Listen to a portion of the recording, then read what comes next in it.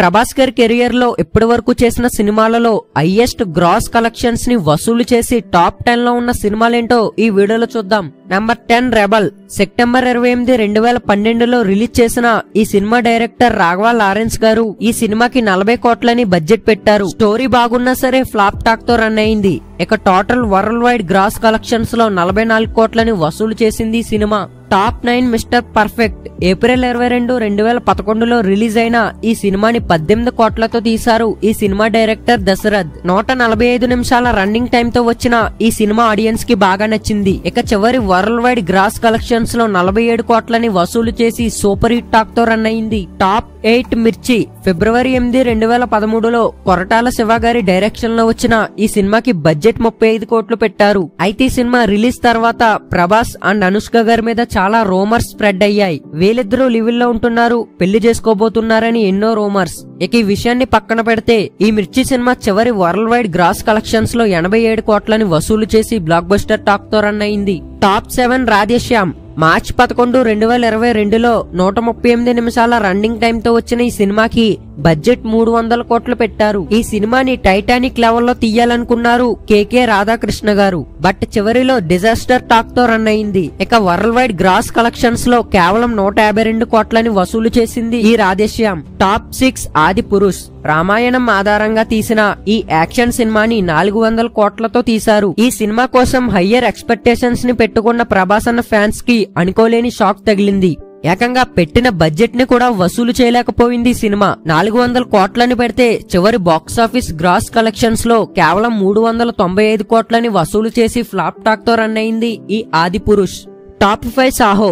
August 30, 2019లో విడుదలైన ఈ cinema Sujith direction లో 300 కోట్ల బడ్జెట్ తో తెరకెక్కింది. ప్రభాస్ అన్న ఫ్యాన్స్ ఈ సినిమా కోసం ఎన్నో హోప్స్ తో ఎదురు చూశారు. బట్ వాళ్ళు పెట్టుకున్న హోప్స్ కి ఈ సినిమాకి అసలు సంబంధమే లేదు. ఇక వరల్డ్ వైడ్ గ్రాస్ కలెక్షన్స్ లో 440 కోట్లను వసూలు చేసి యావరేజ్ టాక్ తో రన్ అయింది.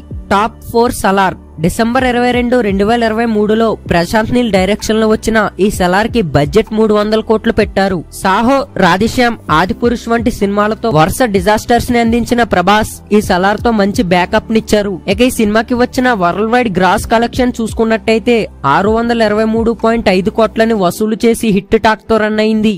Top 3 Baahubali the beginning. SS Rajamouli గారి డైరెక్షన్ లో వచ్చిన ఈ సినిమా జూలై 10, 2015లో విడుదలయ్యింది. తెలుగులో 158 నిమిషాల రన్నింగ్ టైం తో వచ్చిన ఈ సినిమాకి బడ్జెట్ 180 కోట్లు పెట్టారు. ఇక చివరి వరల్డ్ వైడ్ గ్రాస్ కలెక్షన్స్ లో 632 కోట్లని వసూలు చేసి all time block buster hit గా నిలిచింది.